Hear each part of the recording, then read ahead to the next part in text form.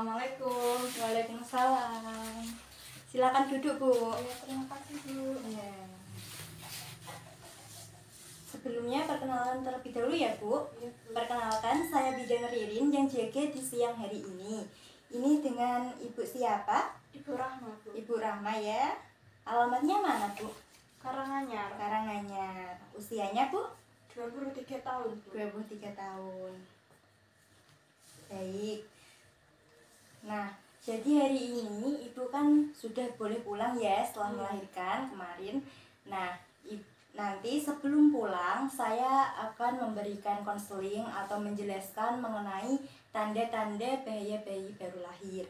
Supaya nanti jika Ibu mendapatkan suatu keadaan tanda-tanda yang nanti saya jelaskan, satu atau lebih, bisa segera merujuk ke tenaga kesehatan. Gitu ya, Bu? Iya, Bu. Nah, ini saya akan menjelaskannya. Tapi sebelumnya Ibu sudah pernah mendengar atau pernah tahu mengenai tanda-tanda bahaya bayi baru lahir? Belum, Bu. Belum ya, Bu?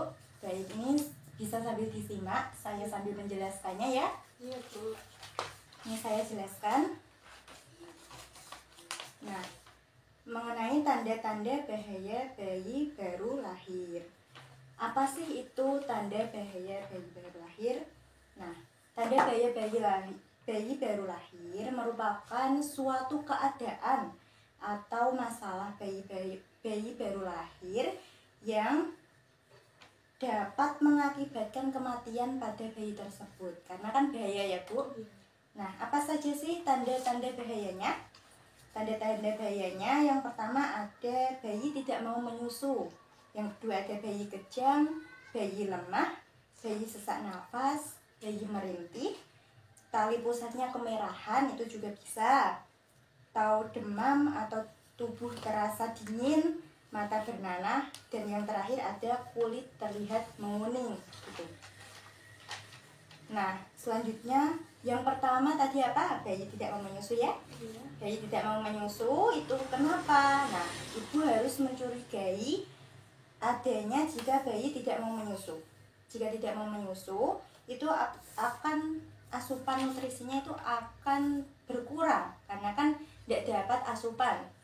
Dan bayi harus diberi ASI, apalagi bayi baru lahir. Nah, jika biasanya bayi tidak mau menyusu itu dalam kondisi lemah atau dia itu dehidrasinya berat sekali. Gitu ya, Bu? Iya, Bu. Nah, yang selanjutnya ada bayi kejang. Ibu harus mengenali pemicu bayi kejang. Entah apa, yang pertama, ataukah dia demam pemicunya. Kalau misalnya demam, bisa memberikan obat penurun panas atau disediakan di rumah seperti PCT drop sesuai dosis yang diberikan oleh dokter. Nah, yang selanjutnya bayi kejang itu atau tidak demam itu bisa masalah lain misalnya seperti sepsis. Nah, yang selanjutnya perhatikan frekuensi kejangnya karena nantinya akan dikonsultasikan kepada dokter. Begitu ya? Iya, Bu. Nah, yang selanjutnya ada bayi lemah. Ibu harus waspada nih jika bayi tidak terlihat aktif seperti biasanya. Nah, kondisi lemah ini bisa dipacu oleh diare, muntah yang berlebihan, atau infeksi berat yang bisa memicu penurunan kesadaran atau letargi. Gitu ya. Jadi bayi lemah itu biasanya aktivitasnya kurang atau kurang aktif. Biasanya cuma diem aja gitu, enggak gerak-gerak. Nah, yang selanjutnya ada frekuensi nafas bayi. Nafas yang normal itu berapa sih gitu ya? Nah, nafas yang normal itu sekitar 40 sampai 60 kali per menit.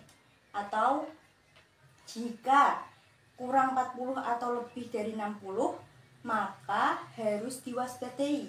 Dilihat juga adanya cekungan dada atau dinding dada yang merupakan tanda-tanda infeksi. Karena jika ada cekungan dalam tarikan nafasnya, itu ada tanda-tanda infeksi. Nah, yang selanjutnya bisa disimak ya. Bayi yang merintih. Bayi yang merintih itu seperti kayak gitu. Tapi dia tidak nangis. Jadinya itu cuma merintih. Nah, bisa dicek nih apakah buang air kecil, buang air besar, atau mengantuk, lapar, haus gitu ya. Nah, jika memang bayinya BAK atau BAB bisa segera diganti popoknya. Atau kalau memang lapar atau haus belum menyusu bisa segera disusui ya. Nah, yang selanjutnya, jika bayi sudah diberi ASI tetapi masih merintih, maka mungkin bayi merasa tidak nyaman atau dia itu dalam posisi yang tidak nyaman, atau karena sakit atau merasa kesakitan. Nah, yang selanjutnya ada tali pusat infeksi. Nah, ini yang menyebabkan bahaya ya. Salah satunya yaitu tali pusat yang kemerahan, berbau, mengeluarkan nanah. Nah, kalau sudah mengeluarkan nanah, kemerahan, berbau itu sudah termasuk tanda-tanda bahaya yang di tali pusat infeksi ya. Selanjutnya ada bayi yang demam atau tubuh bayi terasa dingin.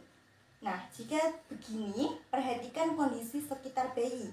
Apakah memang suhu ruangannya itu kepanasan atau kedinginan? Jadi harus diperhatikan ya kondisinya. Iya, Bu. Nah, yang selanjutnya ini ada mata bayi yang bernanah. Mata bayi yang bernanah apabila hanya berupa scrap atau biasanya kalau kita itu menyebutnya belobok gitu ya, bisa dibersihkan dengan menggunakan kapas yang dibasahi oleh air TTT. Nah, bila sampai 3 hari kok sampai tidak hilang, maka harus datang ke dokter spesialis anak ya. Nah, yang selanjutnya periksa adanya sekret pada mata. Konjungtiva oleh kuman gonokokus dapat menyebabkan kebutaan. Nah, kuman-kuman itu harus diperiksa ya, karena bisa menyebabkan kebutaan. Nah, yang selanjutnya nanah yang berlebihan juga pada mata, itu bayi menunjukkan adanya infeksi yang berasal dari proses waktu persalinannya. Nah, selanjutnya tanda bayi baru lahir yang terakhir ada kulit bayi yang terlihat menguning.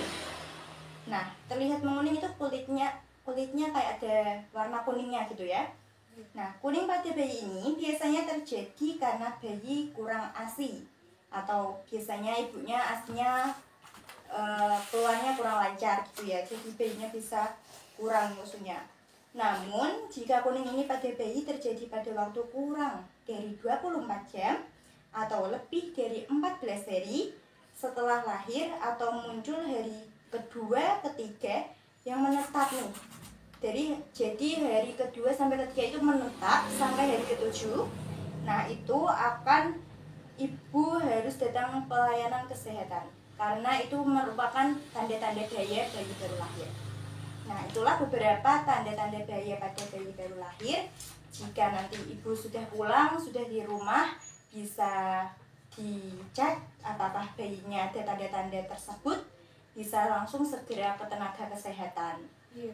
Nah, selanjutnya ini tanda bahayanya sudah saya jelaskan. Apakah ada yang ditanyakan? Sepertinya sudah cukup, Bu. Sudah cukup ya.